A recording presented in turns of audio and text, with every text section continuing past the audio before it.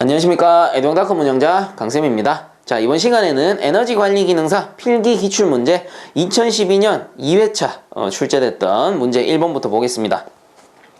자, 1번 보일러의 열정산 목적이 아닌 것은 이라고 했어요. 자, 그래서 요 1번 문제 같은 경우는 우리 교재 91페이지에 잘 정리되어 있습니다. 그리고 뭐 우측에 보시면 보일러의 열정산 목적에서 해설에도 잘 나오는데, 일단 해설부터 간단하게 한번 보면은, 자, 보일러 열정산 목적에서 총 4가지죠. 첫 번째, 보일러 성능 개선 자료 수집 목적. 그래서 뭐 갈로에 보시면 열 설비의 구축 자료로 활용이 되는 거고요. 그 다음 두 번째, 열의 행방을 파악함을 목적으로 한다. 그래서 열의 행방이라고 하면 열 손실을 얘기하는 겁니다. 그래서 어디서 열 손실이 발생하는지를 파악하는 걸 얘기하는 거고요.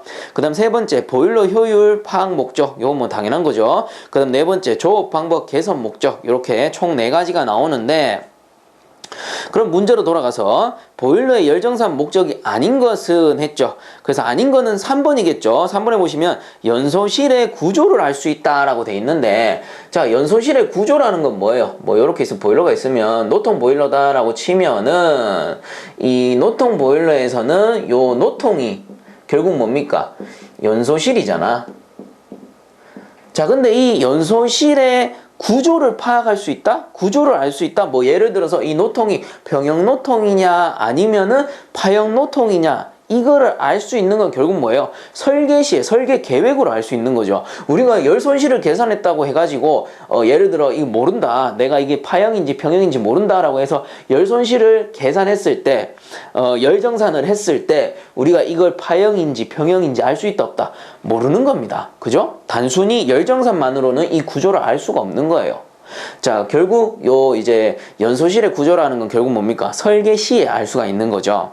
자, 그렇기 때문에 열정산 목적이 아닌 것은 3번, 관계가 없는 거죠. 연소실의 구조와는. 자, 그 다음 2번 문제 보겠습니다. 미리 정해진 순서에 따라 순차적으로 제어의 각 단계가 진행되는 제어 방식으로 동작 명령이 타이머나 릴레이에 의해서 수행되는 제어는 해가지고, 자, 미리 정해진 순서에 따라 운전하는 제어 뭐였습니까? 시퀀스 제어였죠. 그래서 답은 1번이죠. 자, 그래서 이 이론 시간 때 제가 시퀀스 제어를 설명하기 위해서 어떤 예를 가지고 왔었습니까? 첫 번째, 전기밥솥. 이 전기밥솥의 작동 순서를 얘기했었죠. 뭡니까? 최초에 물 넣고 쌀 넣고 운전 버튼, 취사 버튼 누르면 전기밥솥은 제일 처음에 취사 상태로 들어갑니다. 취사가 뭔데? 물을 끓이는 거잖아요. 물을 끓여서 쌀을 익히는 거야. 그러면 이제 쌀이 다 익으면은 그 이후에 뭘로 바뀝니까? 뜸 들여요. 뜸. 그죠? 물론 중간 단계 뭐 복잡한 거는 생략할게요. 뭐 김 빼고 막 이런 거는 생략하고, 취사 동작에서 뜸 들이는 동작으로 바뀝니다. 그리고 이제 뜸이 다 들었다. 그럼 이제 완료된 거잖아. 그 후에 마지막에는 뭐 어떻게 돼요? 알람이 울립니다. 자, 알람이 울리고 이제 밥이 다 되는 거죠. 자, 이게 뭐예요? 순차적으로 운전한다 라고 해서 시퀀스 제어입니다. 그래서 이렇게 운전하고 나면은 요 녀석이 운전이 끝이 나는 거예요. 물론 이후에 뜸 상태로 계속 유지가 되죠. 뜸 상태라기보다는 보온 상태로 계속 유지가 됩니다. 물론 그 유지 단계는 운전 상태라고 볼 수는 없고요. 그 이후의 동작이기 때문에 결국 전기밥솥은 요 순서에 의해서 동작하는 시퀀스 제어 방식이 되는 거죠. 자, 그리고 두 번째 예로 들었던 게 세탁기. 세탁기 최초 물 넣고 빨래 넣고 돌리면 뭐 합니까? 세탁해요. 빨래 씻잖아. 그 이후에 물 빼고 다시 물 채워서 뭐해? 헹궈요. 헹굼 단계로 들어갑니다. 그 다음에 뭐 합니까? 이제 헹궜으니까 탈수시켜야지. 탈수시키고 마지막에 알람이 울리고 세탁기 어떻게 됩니까? 탁 꺼져버려요. 그러면은 얘도 순차적으로 동작하고 끝나는 거니까 시퀀스 제어 방식이 되는 겁니다. 자, 그래서 시퀀스 제어라는 건 결국 뭡니까? 미리 정해진 순서에 따라서 동작한다. 동작하는 제어는 결국 시퀀스 제어다라는 거죠. 그래서 이거 문제에 자주 나오니까 반드시 알아두셔야 되고요. 그 다음 두 번째, 요 피드백 제어 역시도, 2번에 나오는 피드백 제어 역시도 문제 아주 잘 나오죠. 그래서 이 피드백 제어는 뭐였어요? 제어량을 측정하여 목표값과 비교하여 그 차를 줄이는 제어라고 했습니다. 뭐 말로서 설명하니까 어려운데 간단하게 설명하면은, 자, 목표값이 있어요. 목표값. 그 다음에 조작이죠. 조절부, 조작부. 그 다음 뭐 있어요? 제어 대상. 제어 대상, 그 다음 최종 제어량이 나옵니다. 자, 그래서 방금 설명드렸던 제어량을 측정하여, 요 제어량을 측정하여 목표값과 비교하여, 요 녀석과 비교하여 그 차를 줄이는 제어가 피드백 제어다라고 했습니다. 그러면 이게 뭐예요? 에어컨이다라고 친다면은 에어컨의 실내 온도를 뭐 한 여름철이니까 26도씨 정도로 유지하고 싶다. 목표값이 26도씨로 설정을 한 거예요. 그러면 제어 대상이 뭐예요? 에어컨이거든. 자, 이때 에어컨 내부에 온도 센서가 있을 거란 말이야. 온도 센서로 실내 온도를 측정을 해보니까 지금 현재 뭐 한 24도씨 정도다. 이 목표값보다 어때요? 온도가 낮죠. 그 말은 실내가 지금 우리가 목표했던 것보다 추울 수 있다라는 겁니다. 자, 이 신호를 어떻게 합니까? 검출부에서 검출을 해내죠. 검출부에서 검출을 해냅니다. 검출을 해내가지고 주 피드백 신호를 이 목표 값과 비교하기 위한 이 비교부에 보내게 되는 거죠. 여기가 비교부다. 그럼 비교부에서 이 제어량과 목표값을 비교하는 거죠. 비교하면은 보니까 지금 편차량이 마이너스 2도씨야. 자, 그럼 어떻게 해야 될까? 그 신호를 조절부, 조작부에서 알맞게 바꾼 다음에 제어 대상에 보내죠. 그래서 에어컨의 동작을 스톱 시켜버리는 거지. 그래서 에어컨을 꺼두면 어떻게 됩니까? 서서히 실내 온도가 다시 올라가죠. 그래서 설정치인 26도씨에 다다르면, 그리고 편차량이 있기 때문에 정확히 26도씨에서 동작하는 게 아니고 한 27에서 28도씨 정도 되면은 다시 검출부에서 피드백 신호를 검출해가지고 비교해가지고 에어컨을 다시 동작시켜버리죠. 자, 그래서 이 피드백 제어라는 거 역시 알아두셔야 된다. 왜? 문제 아주 잘 나오거든. 그래서 피드백 제어 다시 한번 정리. 제어량을 측정하여 목표값과 비교하여 그 차를 줄이기 위한 제어, 편차량을 줄이기 위한 제어다. 그래서 가장 중요한 게 뭡니까? 이 검출부에서 검출해내는 주 피드백 신호가 되는 거겠죠. 그래서 결국 목표값을 제어량으로 피드백한다. 뭐 요렇게 알아두시면 되겠습니다. 자, 뭐 설명하다 보니까 길어졌는데 2번의 답은 결국 뭡니까? 1번 시퀀스 제어가 되겠죠. 자, 그 다음 3번 문제 보겠습니다. 급수 탱크의 수위 조절에서 전극형만의 특징에 해당하는 것은 했네요. 자, 요거는 해설에 참고 좀 해주세요. 해설 한번 보면은 전극식 해가지고 전기 전도성을 이용한 것으로 습도가 높은 부분에서 부식에 약하며 수면의 유동에서는 영향을 받지 않고 온오프의 스팬이 긴 경우 적합하지 않다. 자, 그래서 3번 문제에서 답은 4번이 되겠죠. 온오프의 스팬이 긴 경우에는 적합하지 않다. 자, 그 다음 넘어가겠습니다.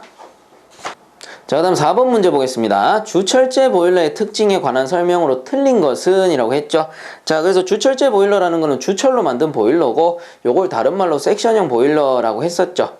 자, 그래서 주철의 특징을 생각하면 된다라고 했었는데 1번에 내식성이 우수하다. 그렇죠. 주철의 특징입니다. 그래서 부식이 잘 되지 않는다라는 소리고, 그 다음 2번에 섹션의 증감으로 용량 조절이 용이하다. 맞겠죠. 요걸 이 주철제 보일러를 다른 말로 섹션형 보일러라고 했으니까. 그 다음 3번에 주로 고압용으로 사용된다라고 돼 있는데 이 주철제 보일러 같은 경우는 주로 저압용에 사용이 됩니다. 자, 그래서 틀린 거는 3번이죠. 그럼 뭐 밑에 4번에 보시면 전열 효율 및 연소 효율은 낮은 편이다. 그래서 타 보일러에 비해서는 요 주철제 보일러는 요런 전열 효율, 연소 효율은 좀 낮은 편입니다. 자, 그래서 4번 문제의 답은 3번. 자, 다음 5번 문제 보겠습니다. 슈미트 보일러는 보일러 분류에서 어디에 속하는가? 자, 이 보일러 중에 특수 보일러가 있었어요. 특수 보일러. 그리고 이 특수 보일러의 소분류 중에 간접 가열식 보일러라는 게 있었죠. 자, 그래서 이 간접 가열식 보일러의 종류는 두 가지. 뭐였어요? 슈렉. 외울 때 슈렉이라고 외워라 라고 했습니다. 그래서 간접 가열식 보일러는 슈미트 레플러 보일러가 있었죠. 자, 그렇다면 이 5번 문제에서 이 슈미트 보일러의 분류는 어디에 속하는가? 4번이죠. 간접 가열식입니다. 자, 다음 6번 문제 보겠습니다. 상당 증발량을 G2, 보일러 효율을 이타, 연료 소비량을 B, 저희 발열량을 H 스몰 L, 그 그 다음에 증발 잡열을 539kcal/kg이라고 할 때 상당 증발량 G를 옳게 나타낸 것은 이라고 했네요. 자, 그냥 쭉 읽어봤을 땐 좀 어려운 것 같이 느껴지죠. 하지만 크게 어렵지 않다라는 거.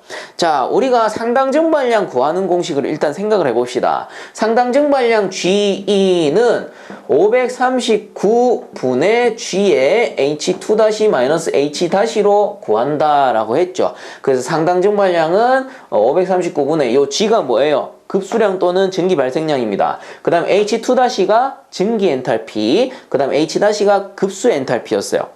자, 근데 여기서 이제 재밌게 공식을 한번 바꿔보자면 요 공식을 이렇게 쓸 수도 있습니다. 이 539를 이쪽 편으로 이항하는 거야. 그럼 어떻게 됩니까?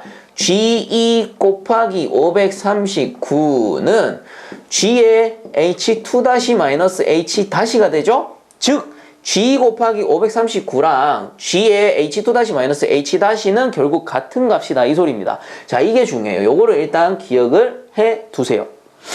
자, 이제 그 다음에 보일러의 효율을 구하는 공식, 제가 이것도 외우라고 했죠. 정말 많이 나온다고. 이타는 GF 곱하기 HL 분의 G의 H2-H라고 했습니다.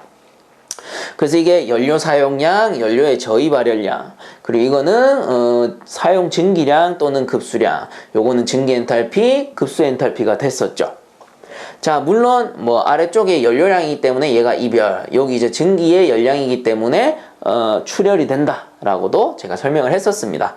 자, 이때 앞에서 정리한 게 있었죠. 뭐예요? G 곱하기 539는 G H2-H와 같다. 이 말은 연마 대신에 요 녀석을 넣어도 된다라는 소리겠죠. 같은 거니까. 그러면 공식 한번 다시 바꿔볼까요? 자, 이타 보일러 효율은 GF의 HL 분의 요거 들어가면 되니까 G2의 539 요렇게 쓸 수도 있는 거죠. 자, 이때 문제에서는 GF 이게 뭐예요? 연료 소비량입니다. 이 연료 소비량을 B라고 나타냈네. 그러면 요 GF 대신에 우리가 B라고 써주면 되는 거죠. 뭐 어려울 거 없어요. 자, B라고 써주면 요 녀석이 결국은 연료 사용량이다 라는 겁니다. 자, 그래서 여기서 이제 G2를 구하는 거야. G2를. 그러면 이제 마지막으로 G2는 자, 요 539 내려갑니다. 그래서 539분의 BHL은 어떻게 돼요? 올라가야 되겠죠. 그래서 이타의 B의 H 스몰 L 이렇게 되겠네요. 자, 그래서 요 녀석이 답이 되는 거겠죠. 자, 그러므로 6번의 답은 3번이 되는 겁니다. 자, 그 다음 7번 문제. 액체 연료 중 경질류에 주로 사용하는 기화연소 방식의 종류에 해당되지 않는 것은 해설해 보시면 중질류는 무화연소시키고요. 경질류는 기화연소시키는데 경질류에서 사용하는 그 연소 방식 세 가지는 포트식, 심지식, 증발식이 된다 해서 나오죠. 자, 그래서 7번 문제 기화연소 방식에 속하지 않는 것은 4번 무화식이 되는 겁니다. 자, 그 다음 넘어가도록 하겠습니다. 자, 그 다음 8번 문제 보겠습니다. 수소 15%, 수분 0.5%인 중류의 고위 발열량이 10,000kcal/kg이다. 이 중류의 저희 발열량은 몇 kcal/kg인가? 라고 했네요. 자, 요 8번 문제 같은 경우는 교재의 101페이지에 나오는 내용이고요. 자, 여기 교재 보시면은 고위 발열량 구하는 공식 해서 나옵니다. 자, 이때 고위 발열량 요거를 H 스몰 H라고 합니다. 요 고위 발열량을 구하는 공식이 H 스몰 L 더하기 600의 9H 플러스 W라고 했었어요. 자, 이때 H 스몰 L이라는 게 저위 발열량. 그리고 이 600의 9H 플러스 W라는 게 뭐였어요? 기화 잡열이다. 즉 수분이 보유하고 날아가는 열량이다 라고 했습니다. 자, 이렇게 얘기하니까 아직도 모르시는 분들이 있죠. 그래서 아직도 모르시는 분들을 위해서 아주 쉽게 설명을 해드리자면 이 고위 발열량은 총 발열량이다 라고 했어요. 총 발열량. 그리고 저희 발열량을 다른 말로 진 발열량. 이라고 부른다라고 했습니다.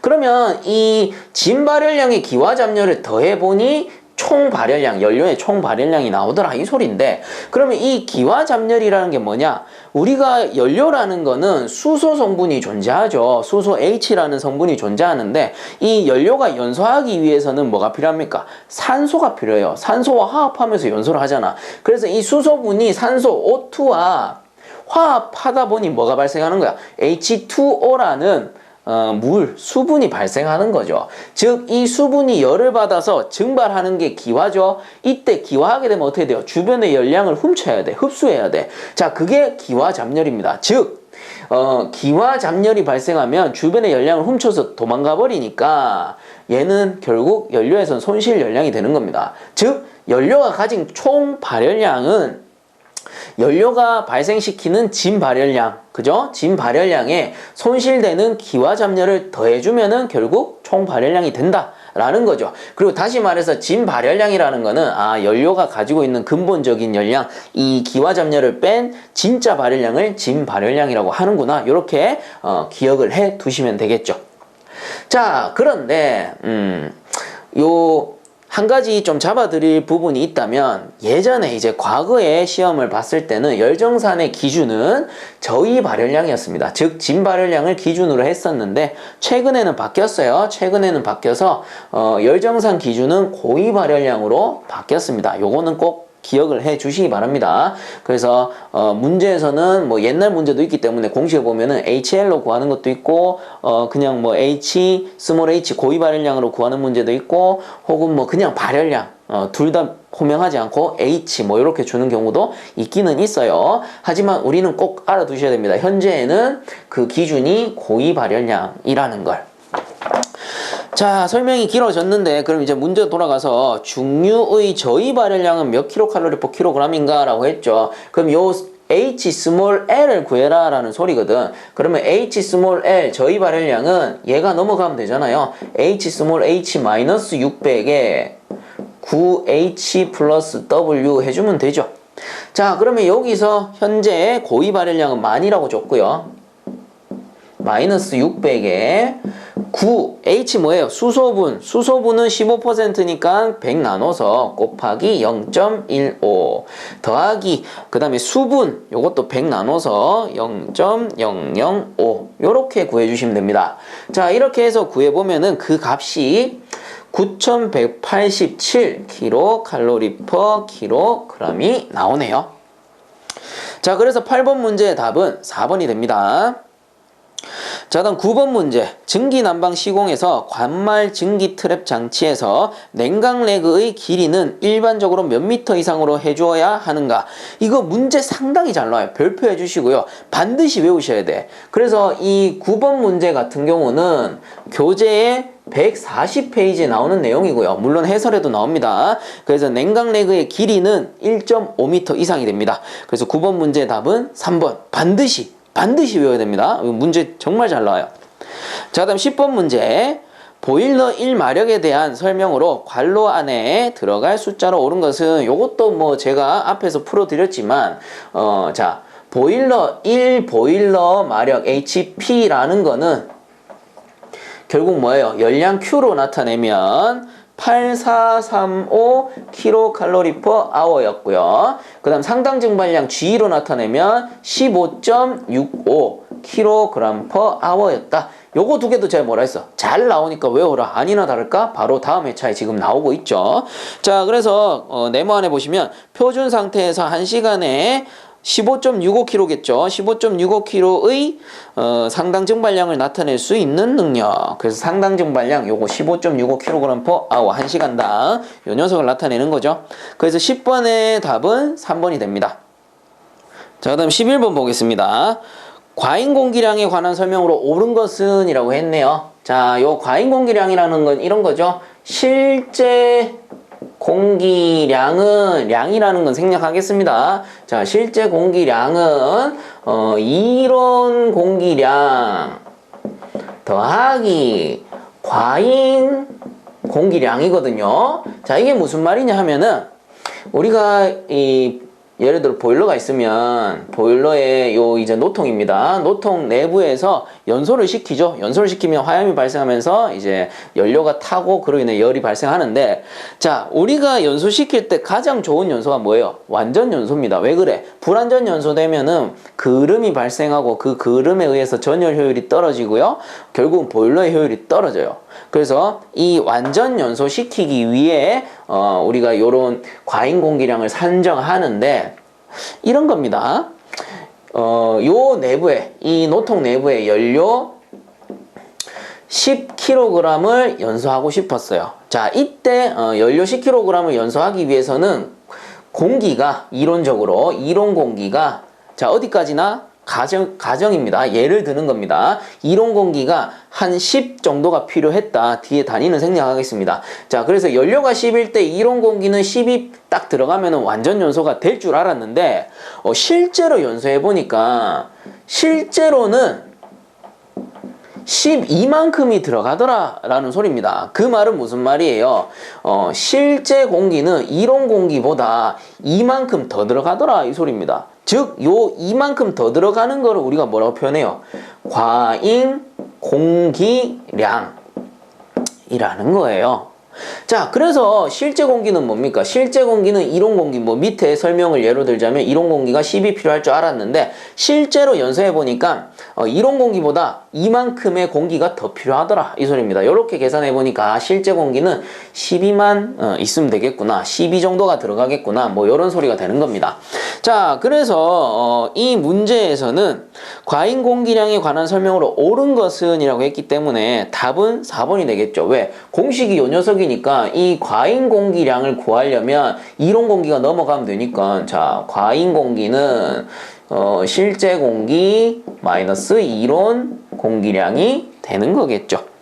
자, 그래서 11번의 답은 4번이 되겠습니다. 자, 그 다음 넘어갈게요.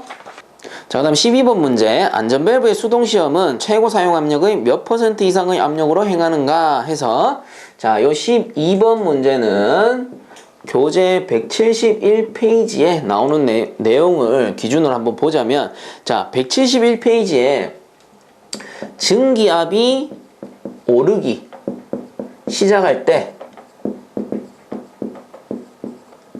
취급 방법이 나와요. 보일러의 취급 방법이겠죠. 자, 그 중에 그 항목 중에 요런 항목이 있습니다. 증기압이 거의 올랐을 때, 대략 75% 이상일 때 안전밸브를 열어 분출 시험한다.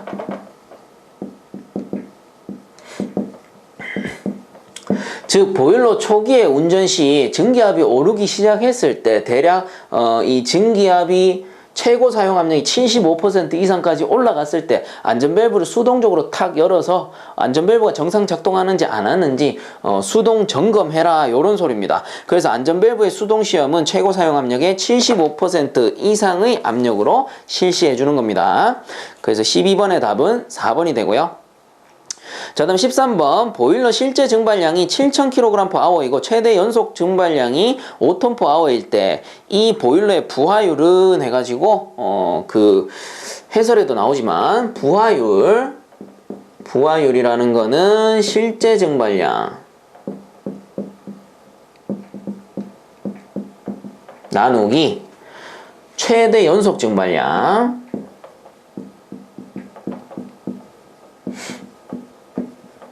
곱하기 퍼센트 만들려면 100 해주면 된다라고 했죠. 그래서 부하율 외우실 때는 부실최 이렇게 외우시면 됩니다. 부실최, 부실채권, 부실최 이렇게 외우시면 돼요. 그래서 뭐 채로 외우진 않겠지. 최로 외우셔야 돼요. 최대 연속 증발량.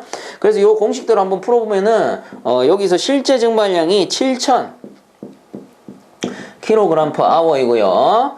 그 다음에 최대 연속 증발량이 8톤이니까 단위 똑같이 맞춰야 되죠. 그래서 8000 kg/h가 되겠네요. 곱하기 100 해보니까 이 녀석은 87.5% 이렇게 나오더라 라는 거네요. 자, 그래서 13번의 답은 3번이 되겠습니다.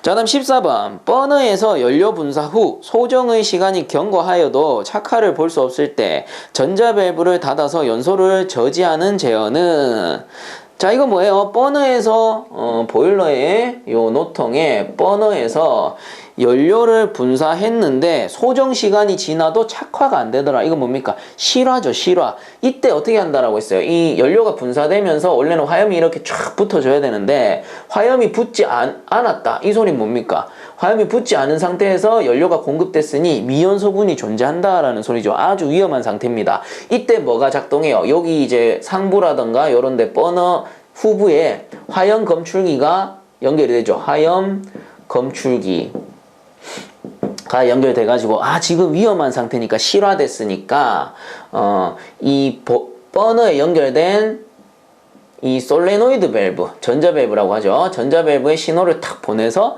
연료를 차단시켜 버립니다. 그러면 버너가 꺼져 버리겠죠. 이렇게 안전을 지켜주는 장치가 뭐였다? 불착화 인터로. 뭐야? 이 화염이 붙지 않았잖아. 화염이 붙지 않았으니까 착화가 되지 않았다. 그래서 불착화 인터록이라고 하는 거죠. 그래서 14번의 답은 3번이 됩니다.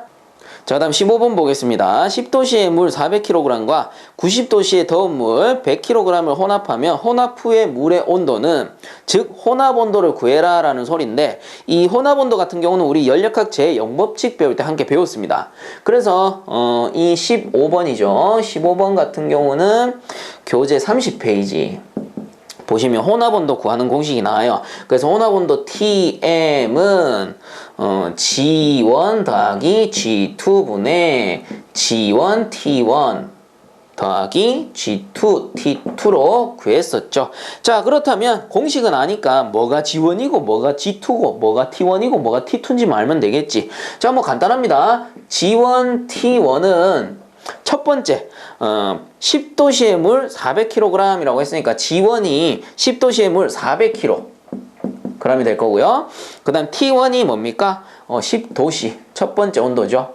그 다음 두 번째 G2, T2는 그 다음 거 90도씨 100kg이니까 G2가 100kg, 요게 90도씨다. 이렇게 볼 수가 있겠네요. 그래서 얘들을 각각에 넣으면 되는 겁니다. 간단하죠?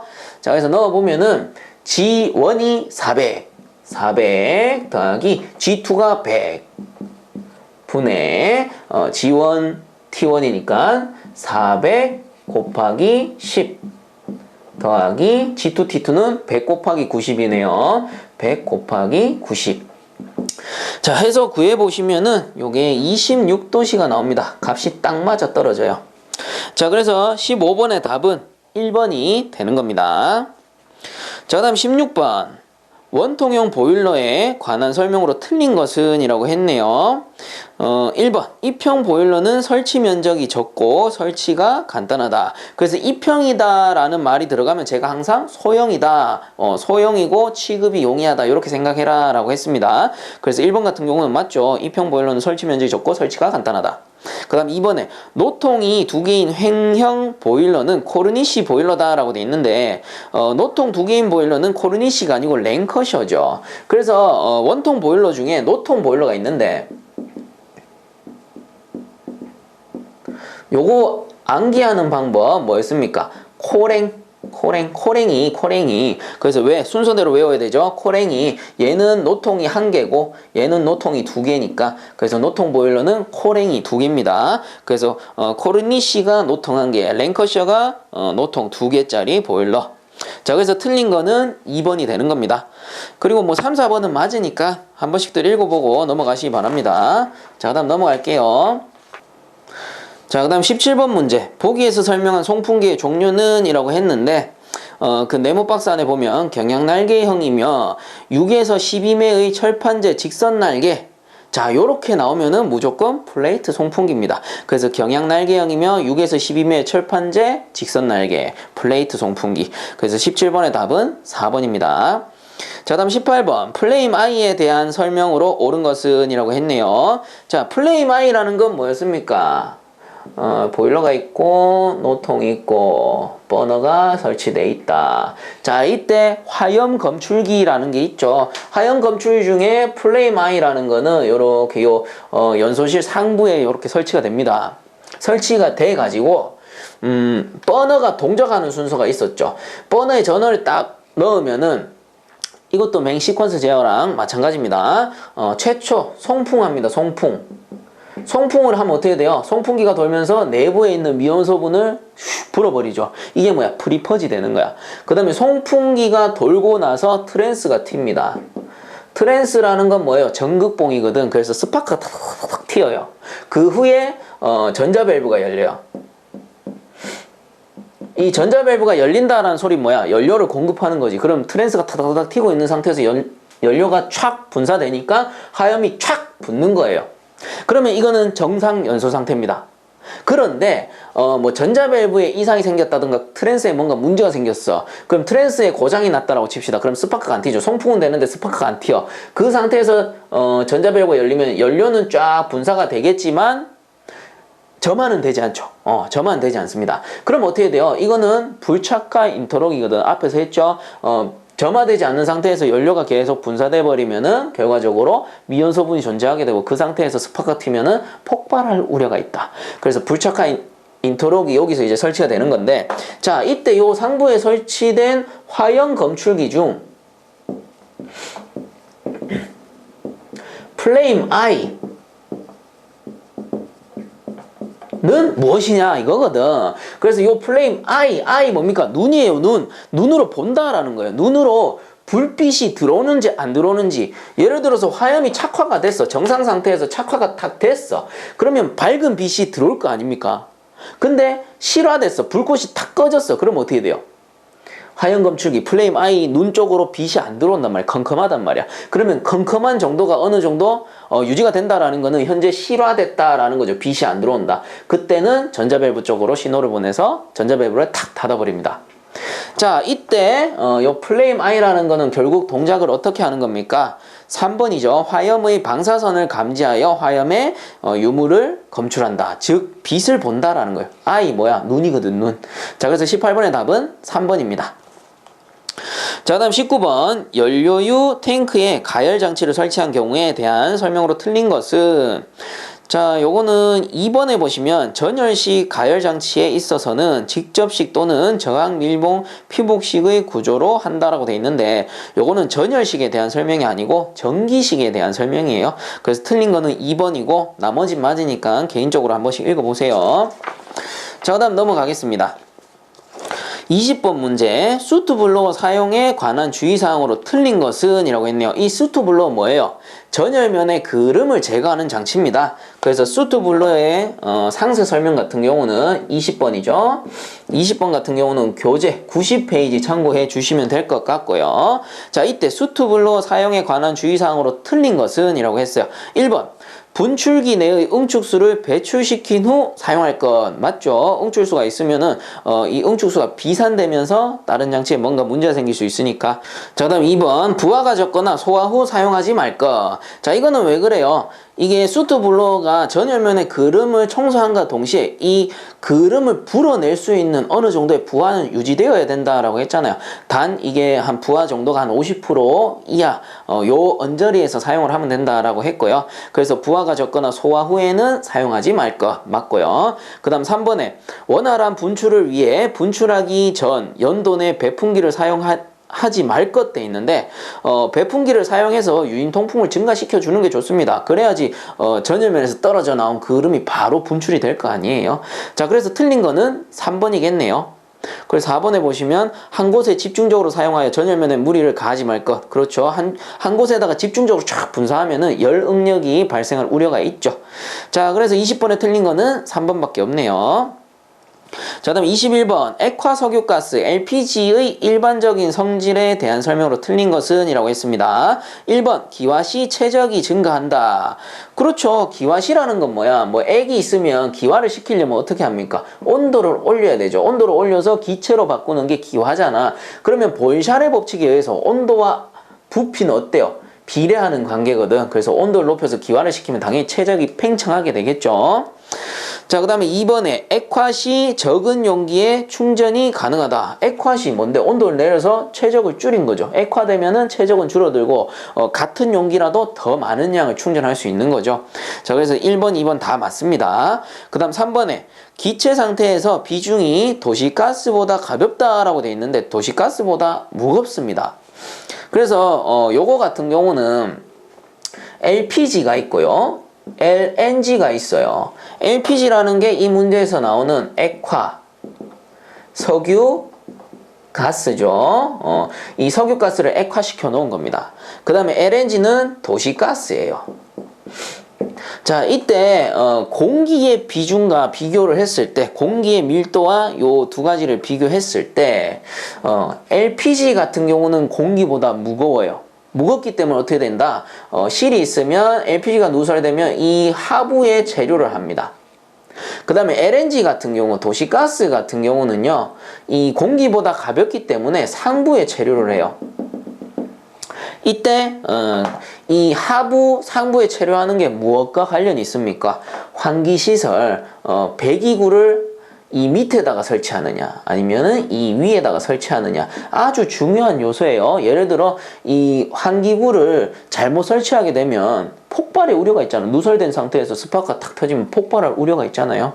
자, 그렇기 때문에 요 무게, 비중, 뭐 비중이라고도 하고 밀도라고도 하고, 비중이라는 거는 공기와 비교한 무게고요. 밀도는 그 고유의 무게를 얘기하는 겁니다. 자, 뭐 어차피 평소에는 비슷한 의미로 사용이 되고 있죠. 자, 그렇기 때문에 액화 석유가스는 공기보다 무거워서 하부에 체류하고 도시가스는 상부에 체류한다. 이 말은 뭐예요? LPG가 LNG보다 무겁다라는 소리입니다. 자, 그래서 3번이 틀린 거죠. 4번 같은 경우는 압력이나 온도의 변화에 따라 쉽게 액화, 기화시킬 수 있다. 맞습니다. 그래서 21번에 틀린 것은 3번. 자, 다음 22번. 보일러 본체에서 수부가 클 경우 설명으로 틀린 것은, 자, 수부가 크다. 보일러 중에 뭐예요? 보일러 중에 노통 보일러를 얘기하는 거야. 노통 보일러 이렇게 있으면 노통 보일러가 타 보일러에 비해서 수부가 가장 크죠. 물이 담겨있는 그 부분이 크다라는 소리입니다. 자, 그러면 이 수부가 클 경우의 설명으로 틀린 것은 노통 보일러의 성격과 비슷하겠죠. 1번, 부하 변동에 대한 압력 변화가 어때요? 작아요. 왜 그래? 요 수부에서 그 압력을 흡수하기 때문에. 그래서 틀린 거는 1번이네요. 그럼 나머지 같이 한번 읽어볼까요? 2번에 증기 발생 시간이 길어진다. 당연하죠. 이 물의 양만큼 예열 부하가 늘어나는 거니까. 그 다음 3번에 열 효율이 낮아진다. 그렇죠. 보유 수량이 많다라는 건 앞에서 얘기했던 거와 마찬가지로 예열 부하가 커지니까 그만큼 효율이 떨어진다라는 소리예요. 자, 그 다음 4번에 보유 수량이 많음으로 파열 시 피해가 크다. 그렇죠. 요 수량이 많다 보니까 파열 시 2차 피해. 예를 들어서 뭐 변전실에 같이 설치돼 있다. 변전실에 물 들어가 버리면 골치 아프죠. 자, 이런 2차 피해가 크다라는 소리입니다. 자, 그래서 22번에 틀린 거는 1번이 되겠고요. 자, 다음 23번 보겠습니다. 다음 중 인계점에 대한 설명으로 틀린 것은 이라고 했네요. 자, 그래서 요 23번 같은 경우는 교재 25에서 26페이지 사이에 보시면 인계점에 대한 설명이 나와요. 자, 그래서 1번부터 보면은 물의 인계 온도는 374.15도씨다. 맞고요. 그 다음 2번에 물의 인계 압력은 225.65kg/제곱센치다. 요것도 맞습니다. 자, 그 다음에 3번에 물의 인계점에서의 증발 잡열은 539kcal/kg이다 라고 돼 있는데 0이죠. 0. 그래서 요 인계점이라는 게 몰레르 선도에서 이렇게 그렸다면 요 꼭지점 부분, 가장 높은 부분이 인계점이에요. 인계점이고, 그 다음 이 왼쪽 밑으로 떨어지는 게 포와 액선, 그 다음에 우측으로 떨어지는 게 건포와 증기선 이라고 했습니다. 자, 이때 가운데 있는 게 습증기 구역이었죠. 이 습증기 구역 내에서는 상태의 변화가 이루어지지만 인계점을 넘어서면 어떻게 돼요? 액화할 수 없다라고 했어요. 모든 그 유체가 기체 상태로만 존재하게 된다라고 했어요. 요 인계점을 넘어갔을 때 얘기입니다. 그 말은 상변화 가능하다, 불가능하다? 불가능한 거예요. 불가능하기 때문에 결국 잡열은 얼마? 0kcal/kg이 되는 거죠. 잡열이라는 게 상태가 변할 때 그 주변에서 흡수하는 열량을 얘기하는 거기 때문에. 자, 그래서 틀린 것은 3번입니다. 증발 잡열은 0이다. 그 다음 4번에 포화수의 증발의 현상이 없고 액체와 기체의 구별이 없어지는 지점을 말한다. 그렇죠. 액선과 증기선이 만나는 요 꼭지점이기 때문에. 그래서 23번에 틀린 것은 3번밖에 없네요. 자, 다음 넘어가겠습니다. 자, 다음 24번 문제 보겠습니다. 다음 중 확산 연소 방식에 의한 연소 장치에 해당하는 것은? 이라고 했네요. 자, 기체 연료 연소 방식인데요. 연료 연소 방식 해가지고 뭐 크게 두 가지로 나눈다면 확산 연소와 혼합 연소가 있어요. 확산 연소 방식이 있고요. 그 다음에 예혼합 연소 방식이 있다라고 했죠. 그래서 확산 연소는 뭐예요? 연소실 안에 그 연료를 쫙 뿌리면서 확산시키면서 연소실 내부에 있는 공기와 섞여서 연소되는 방식이에요. 근데 예혼합 연소는 뭐예요? 확산시키지 않고 연료와 공기를 섞어서 예혼합시켜서 미리 혼합시켜서 연소하는 방식을 예혼합 연소 방식이라고 하는데, 자, 여기에서 확산 연소 방식 같은 경우는 또 두 가지로 나눠지죠. 포트식과 버너식으로 나뉩니다. 자, 여기에서 버너의 종류가 대표적인 두 가지가 선화형 버너 그 다음에 방사형 버너가 있어요. 그래서 선화형은 로터 같은 게 이렇게 돌아가면서 쫙 돌려가면서 뿌리는 거. 그 다음 방사형은 쫙 그냥 쭉 뿌려주는 거. 압을 가해서. 자, 뭐 요렇게 이제 정리를 할 수 있는데, 그렇다면 24번에 다음 중 확산 연소 방식에 의한 연소 장치에 해당하는 것은? 답은 뭐겠어요? 확산 연소 같으면 선화형 버너가 되겠구나. 답은 1번이 되는 겁니다. 그리고 뭐 참고적으로 예혼합 연소 방식은 요거는 외우기 좋아. 고압, 중압, 그 다음에 송풍 버너.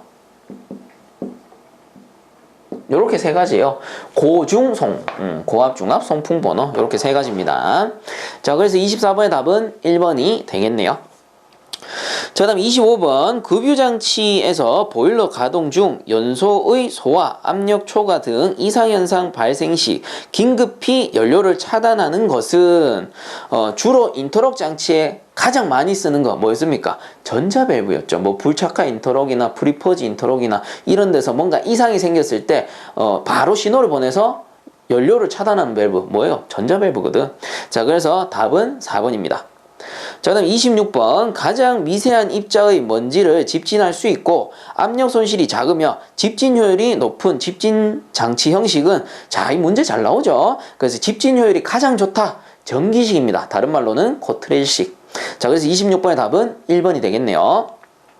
자, 다음 27번 급수 예열기, 절탄기, 뭐 다른 말로는 이코노마이저라고 하는데 요 녀석의 형식 및 구조에 대한 설명으로 틀린 것은? 2번에 보시면 급수의 가열도에 따라 증발식과 비증발식으로 구분하며 일반적으로 증발식을 많이 사용한다라고 되어 있는데 비증발식을 많이 사용하게 됩니다. 그래서 27번에 틀린 거는 2번. 나머지는 맞으니까 한 번씩 더 읽어보세요. 자, 다음 넘어갑시다. 자, 다음 28번 보겠습니다. 제어장치에 제어 동작 종류에 해당되지 않는 것은? 했네요. 자, 이거는 해설 같이 볼게요. 제어 동작에서 불연속 동작 같은 경우는 이위치 동작, 다위치 동작, 불연속, 속도 동작이 있고요. 그 다음에 연속 동작 같은 경우는 비례, 적분, 미분. 그래서 연속 동작은 비정미 이렇게 외우면 된다라고 했죠. 자, 그렇다면 자동 제어 종류에 속하지 않는 것은? 4번이겠네요. 반응 동작이라는 건 없습니다. 자, 다음 29번 가스버너에서 종류를 유도혼합식과 강제혼합식으로 구분할 때 유도혼합식에 속하는 것은? 해서 자, 이 문제도 뭐 해설 보시면 잘 나와 있으니까 참고하시면 돼요. 그래서 유도혼합식에 속하는 거는 1번 슬리트 버너가 되고요. 그 다음 뭐 2번에 리본 버너는 강제혼합식, 3번에 라디언트 튜브 버너 같은 경우도 방사관을 이용하지만 강제혼합식에 속합니다. 그 다음에 혼소 버너 역시도 강제혼합식에 속하더라. 그래서 29번의 답은 1번. 자, 다음 30번 보겠습니다. 배관에서 바이패스관의 설치 목적으로 가장 적합한 것은? 이라고 했네요. 자, 이 바이패스 관이라는 거는 뭐 펌프에서도 쓰고 그리고 뭐 정압기, 뭐 기타 장치 이런데 아주 널리 사용이 됩니다. 자, 그래서 예를 들어 가지고 펌프를 설치한다라고 합시다. 펌프를 딱 설치할 때 이 펌프라는 거는 항시 한 대만 설치하는 경우는 거의 없어요. 우리가 보일러에 설치되는 펌프는. 자, 그래서 주로 보면 2대 이상 이렇게 설치를 하죠. 그래서 배관을 이음할 때 이런 식으로 이음을 합니다. 이런 식으로.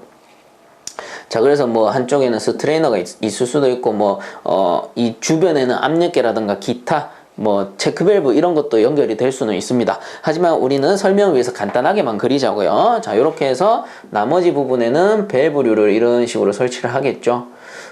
밸브류를 이런 식으로 설치를 합니다. 뭐 여기는 유니온을 설치할까요? 유니온을 설치하고 여기도 뭐 밸브 설치할 수도 있고 이런 거는 이제 설계자 마음이니까. 자, 이런 식으로 이제 설치를 해 놓으면은 이 위에 있는 게 주 펌프고 요 밑에 있는 게 보조 펌프라고 했을 때 평상시에는 어떻게 돼요? 주 펌프를 사용하게 되는 거지. 이 주 라인을 사용하게 되는 겁니다. 자, 그러다가 주 펌프가 고장이 났어요. 고장이 나면은 수리 또는 이 교체를 해야 되잖아요. 그럴 때는 이 밸브를 잠궈버리고 보조 펌프 쪽으로 임시적으로 유체를 흐르게 하면서 운전을 하고요. 운전되는 동안에 이 주 펌프를 수리 또는 교체를 하게 되는 거죠. 자, 그렇기 때문에 30번에 배관에서 바이패스 관의 설치 목적으로 가장 적합한 것은 1번 트랩이나 스트레이너 등의 고장 시 수리, 교환을 위해 설치한다. 자, 그래서 30번의 답은 1번이 되겠네요. 자, 이번 시간은 여기서 마치도록 하고요. 본 강의가 도움되셨다면 유튜브 에듀영닷컴 검색 후에 구독과 함께 영상 하단에 보시면 따봉 버튼 있으니까 한 번씩만 눌러주시면 감사하겠습니다. 자, 수고들 많이 하셨습니다.